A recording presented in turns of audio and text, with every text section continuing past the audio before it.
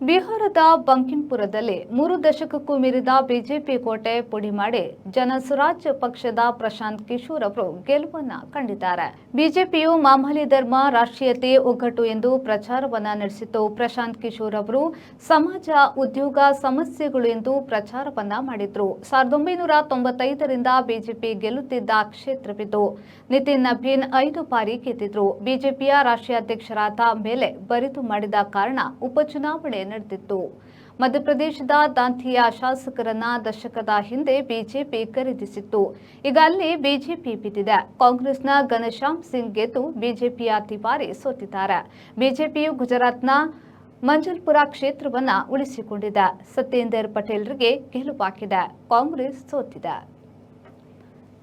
ಇನ್ನು ಜಂತರ್ ಮಂತರ್ ವಿದ್ಯಾರ್ಥಿ ಚಳುವಳಿ ಸಮಯದಲ್ಲೂ ಬಿಜೆಪಿಯು ದೇಶದ್ರೋಹಿಗಳು, ವಿದೇಶಿ ಹಣ ಪಡೆದವರು, ಧರ್ಮದ್ರೋಹಿಗಳು ಎಂದೆಲ್ಲ ಹೇಳುತ್ತಾ ಬಂದು ಕೊನೆಗೆ ಬಿದ್ದಿತ್ತು. ಚಳುವಳಿ ನಿಂತ ಮೇಲೆ ಕೂಡ ಆ ಸುಳ್ಳು ಪ್ರಚಾರ ಮುಂದುವರೆಸಿದೆ. ಜನರಿಗೆ ಸತ್ಯ ಅರ್ಥವಾಗುವ ಕಾಲವಿದು.